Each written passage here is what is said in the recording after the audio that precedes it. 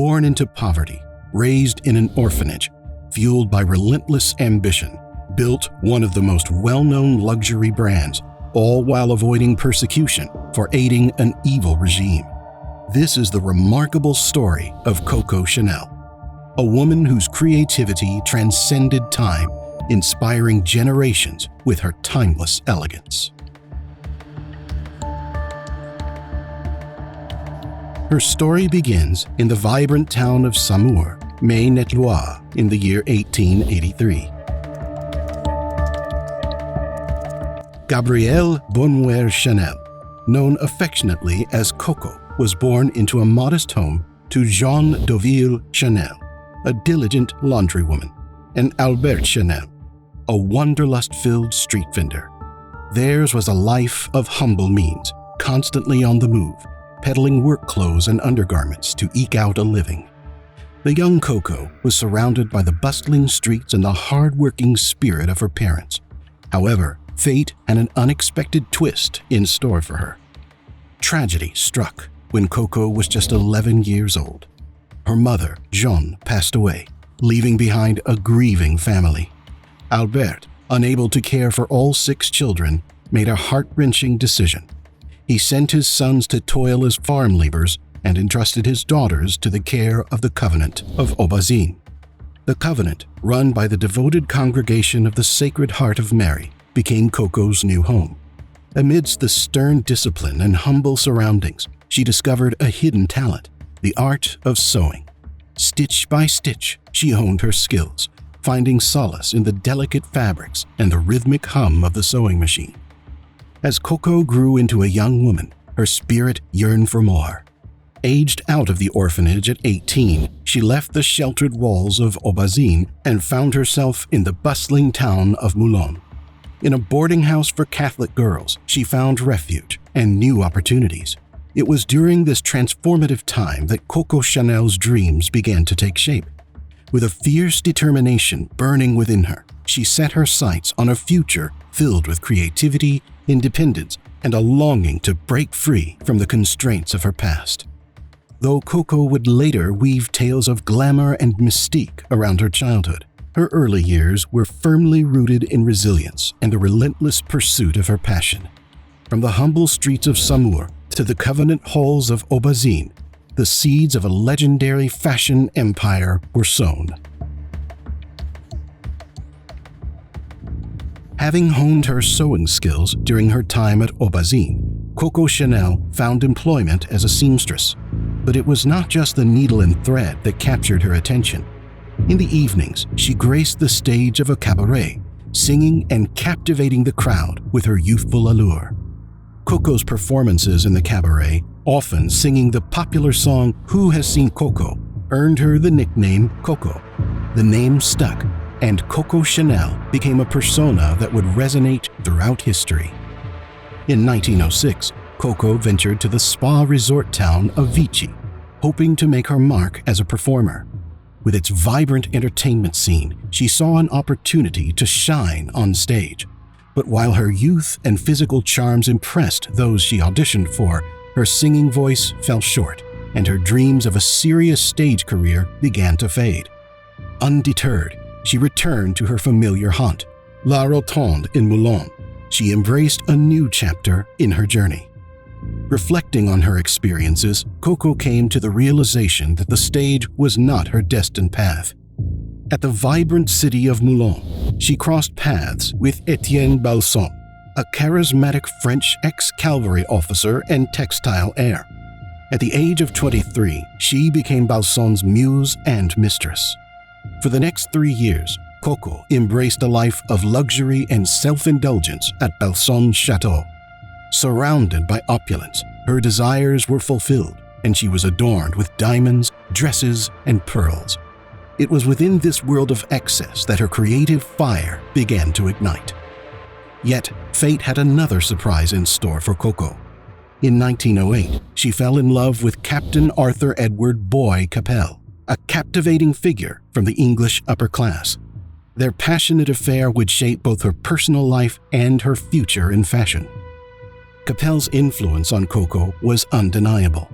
He provided financial support, helping her establish her first shops. His refined taste also influenced the conception of the Chanel look, with the sleek lines of the Charvet toiletry bottles and elegant whiskey decanter inspiring future designs. Their love was passionate yet tumultuous, as Capel's loyalty wavered. Despite their affair lasting 9 years, Capel eventually married someone else. Tragically, he met his untimely end in a car accident. Coco, devastated by his loss, felt as though her world had crumbled. Coco's grief was profound, and she confided in a friend, stating that Capel's death had shattered her world. Yet, from the ashes of her sorrow, a new path emerged, one that would change the fashion landscape forever. Coco had dabbled in hat design while living in Balsam, but now she took her passion to new heights. In 1910, she became a licensed milliner and opened her boutique at 21 Rue Cambon in Paris, aptly named Chanel Mode. Gabrielle Dorziat, a renowned theater actress, became Coco's muse, donning her unique hat creations in the play Belle Amie. The world took notice, and soon, Chanel's hats graced the pages of fashion magazines, captivating the imaginations of women everywhere. As Coco Chanel's millinery career blossomed, so did her dreams. In 1913, Chanel's bold vision took her to the coastal town of Deauville. She opened a boutique that would redefine casual elegance and revolutionize women's fashion. Located on a fashionable street at the heart of the town, Chanel's boutique became a haven for the fashionable elite, seeking luxurious yet comfortable clothing.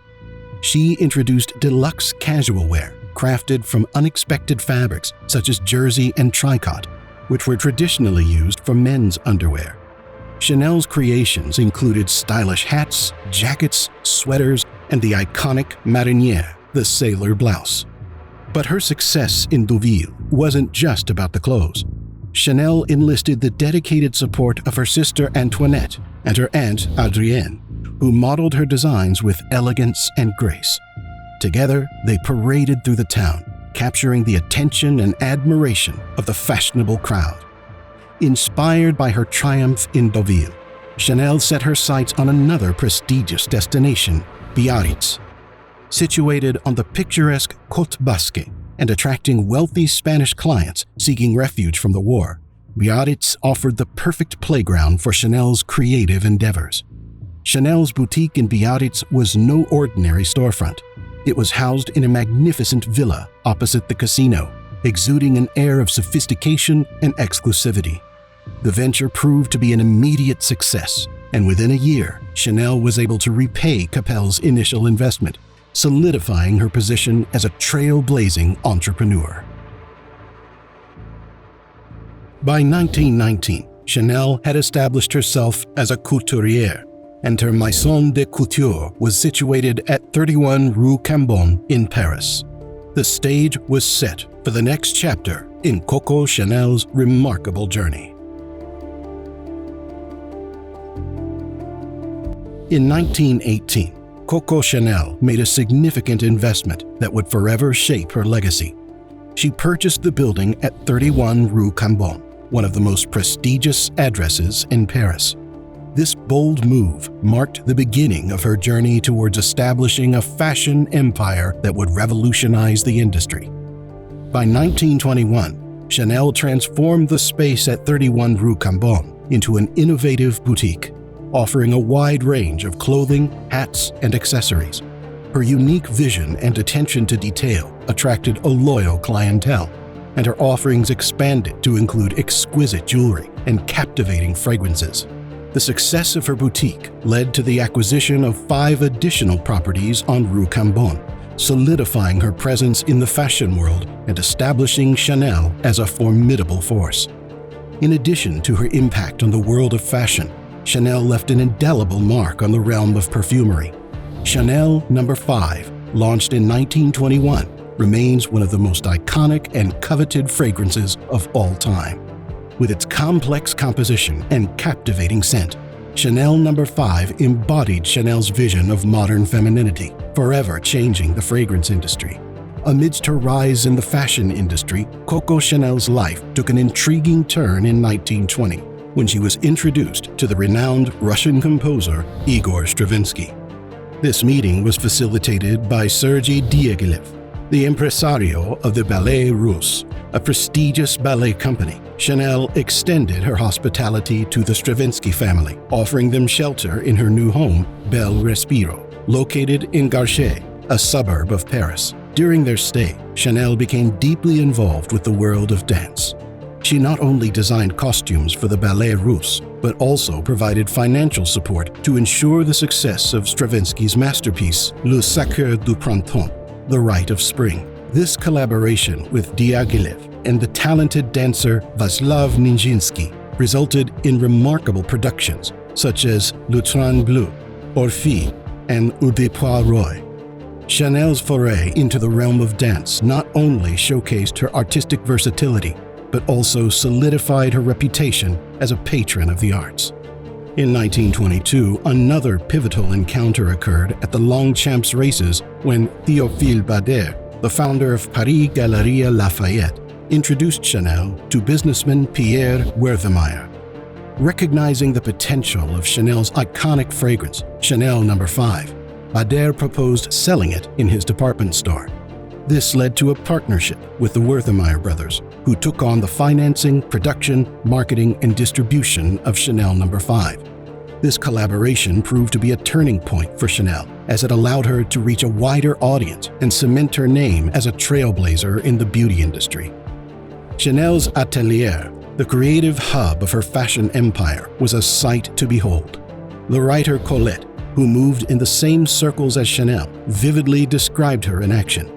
With her characteristic tuft of curly black hair falling over her brow, Chanel was likened to a small black bull. Her creative energy and determination were unmatched, fueling her pursuit of excellence in the world of fashion. Chanel's unparalleled vision and business acumen propelled her to create timeless and iconic designs. From the revolutionary little black dress to the elegant Chanel suit, her creations transformed the way women dressed and expressed themselves. With her keen eye for detail, she revolutionized fashion with simplicity, comfort, and excellence. Her use of luxurious fabrics, innovative cuts, and understated embellishments became her signature style, attracting a discerning clientele that included influential figures from around the world. As Chanel's fame and influence grew, so did her circle of friends. She developed relationships with prominent figures from various fields, including the film industry. She formed a close bond with Samuel Goldwyn, a co-founder of Paramount Pictures, and his wife, Frances. Chanel's collaboration with Hollywood actresses such as Gloria Swanson and Marlene Dietrich allowed her designs to gain international recognition. Another significant figure in Chanel's life was Grand Duke Dmitry Pavlovich, a member of the Russian imperial family. Grand Duke Dmitry introduced Chanel to the world of high society, where she found both inspiration and a constant source of support. Chanel's connection to the Russian aristocracy and her fondness for Russian culture influenced her creative output, adding an air of sophistication and exoticism to her designs. However, the 1930s posed new challenges for Chanel. Changing fashion trends and the rise of her rival, the surrealist designer Elsa Schiaparelli, put pressure on Chanel to maintain her position as a fashion innovator. Schiaparelli's bold and avant-garde designs pushed Chanel to adapt and reinvent her aesthetic to stay relevant in a rapidly evolving industry. Chanel's collaborations with the influential writer and filmmaker Jean Cocteau and the Ballet Russe faced setbacks due to financial difficulties and artistic differences. Despite these challenges, Chanel's resilience and determination drove her to overcome obstacles, ensuring that her creative vision would continue to captivate audiences and shape the world of fashion. In 1939, as the dark clouds of World War II loomed over Europe, Coco Chanel made a bold decision. She closed her renowned fashion empire, leaving 4,000 female employees without jobs. Chanel stated that it was not a time for fashion, but behind this statement lay a deeper motive. Some suggest that Chanel saw this as an opportunity to retaliate against workers who had previously striked for better conditions. Her actions were seen as a definitive statement of her political views. It was during this time that her disdain for certain groups, particularly Jews, became more apparent. Her association with elite society had solidified these beliefs, viewing Jews as a threat to Europe. Seeking refuge during the German occupation, Chanel found herself at the luxurious Hotel Ritz, which served as a haven for high-ranking German military personnel. It was here that she became involved in a romantic liaison with Baron Hans Gunther von Dinklage, a German aristocrat and member of the Dinklage noble family. Dinklage's connections helped ease Chanel's arrangements at the Ritz, but it also raised suspicions about her affiliations. As the Nazis seized Jewish-owned businesses, Chanel seized an opportunity. Parfums Chanel, a highly profitable venture owned by the Werthemeyer family, who were Jewish, became her target. By leveraging her perceived Aryan status, she petitioned German officials to grant her sole ownership of the company. Little did she know that the Werthemeyers had already transferred control to a Christian businessman before the war's outbreak. After the war, the battle for control over Parfums Chanel ensued. Chanel's Nazi affiliations, if exposed, could have devastated the brand's reputation. Forbes magazine summarized the dilemma faced by the Werthemeyers, how to protect their business from the potential fallout. Eventually, a mutual agreement was reached, and Chanel received significant financial compensation. Her future share of Chanel No. 5 sales would make her one of the richest women in the world. The post-war period brought Chanel under scrutiny. French intelligence documents revealed her connections to German intelligence operations. It was suggested that she worked for General Walter Schellenberg, a high-ranking German intelligence officer. Chanel's involvement as a double agent in a plan for the Third Reich to control Madrid was also uncovered, with her acting as a messenger from Hitler's foreign intelligence to Churchill. Chanel's wartime activities raised suspicions, and she was interrogated by the Free French Purge Committee. However, her release sparked speculation about the extent of Winston Churchill's intervention. Some believe that Churchill protected her to prevent the exposure of pro-Nazi sympathies among British officials and the royal family. The truth remains shrouded in mystery. Churchill's intervention salvaged her legacy and allowed her to continue her influential reign in the world of fashion. In 1953, Coco Chanel made a significant change in her life as she moved to Switzerland, where she resided for several years. During this time, she often found companionship with Dinklage, forming a unique bond in her later years. However, her past achievements and controversies loomed large in the fashion world. That same year, she made the decision to sell her beloved Villa de Pausa on the French Riviera to the renowned publisher and translator Emery Reeves. The fashion landscape had undergone a transformation since Chanel's heyday before the war. Male designers like Christian Dior, Cristobal Balenciaga, Robert Piguet, and Jacques Fath had achieved recognition, and Dior's new look in 1947 had garnered immense success. Chanel, however, held a different perspective. Chanel believed that the aesthetic favored by these male couturiers, characterized by waist cinchers, padded bras, heavy skirts, and stiffened jackets, was illogical and would ultimately be rejected by women. She saw an opportunity for change. In her 70s, and after a 15-year hiatus from the fashion world, Chanel felt the time was right for her to make a comeback. In 1954, she revived her couture house. However, her return was met with caution by the French press due to her collaboration during the war and the controversy surrounding her collection. On the other hand, the American and British press saw Chanel's return as a breakthrough, a union of fashion and youth in a new and exciting way. Influential editor Bettina Ballard of U.S. Vogue remained loyal to Chanel and showcased her designs in the magazine's March 1954 issue. One of the models, Marie-Hélène Arnaud, became the face of Chanel in the 1950s, donning iconic outfits that captivated the world.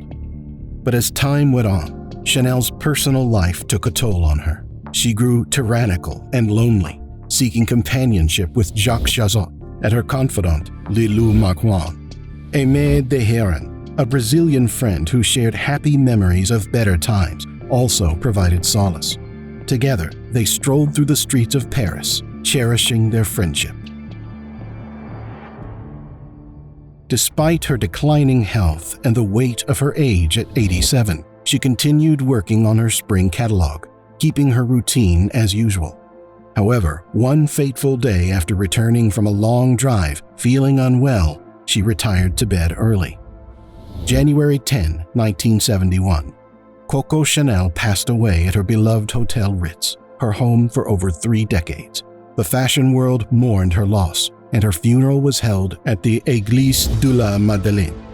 Models who had walked her runways occupied the front seats, and her coffin was adorned with an array of white flowers. Salvador Dali, Serge Lifar, Jacques Chazot, Yves Saint Laurent, and Marie-Hélène de Rothschild were among the attendees paying their respects at the Church of the Madeleine. Chanel's final resting place is in the serene Bois de Vaux Cemetery in Lausanne, Switzerland, far from the bustling world she had once reigned over. Chanel's legacy endured beyond her passing. While she left most of her estate to her nephew André Palas and his 2 daughters, her influence on the world of fashion continued to be examined. It was during this time that French intelligence documents revealing her wartime involvements were made public, putting an end to the grand funeral plans that were initially organized. Chanel's impact on the fashion industry cannot be overstated. With her daring designs and visionary approach, she shattered the conventions of her time. By discarding the restrictive corsets and embracing simplicity, Chanel redefined the concept of femininity. Her use of jersey, a fabric considered ordinary, elevated it to couture status and allowed for freedom of movement. Women across the world embraced her fluid suits and dresses, finding empowerment in their practicality during an era when they were actively engaged in particular roles. Chanel's influence extended beyond clothing. She revolutionized the way jewelry was perceived by merging fine gemstones with costume jewelry, challenging the traditional divide. Her creations not only adorned women, but also became a means of self-expression and a statement of individuality. Chanel's timeless handbags, most notably the iconic 2.55, epitomized functionality and elegance. Inspired by her upbringing and love for sports, these bags became symbols of sophistication and convenience. In her quest for innovation, Chanel even redefined beauty standards by making suntans fashionable, turning what was once associated with labor into a mark of privilege and leisure. Coco Chanel's indelible mark on the fashion industry continues to shape trends and inspire designers to this day. Her legacy is one of liberation, empowering women to embrace their individuality and challenging societal norms. Through her visionary approach and timeless creations, Chanel remains an icon of elegance and sophistication, forever cementing her place as one of the greatest fashion pioneers of all time.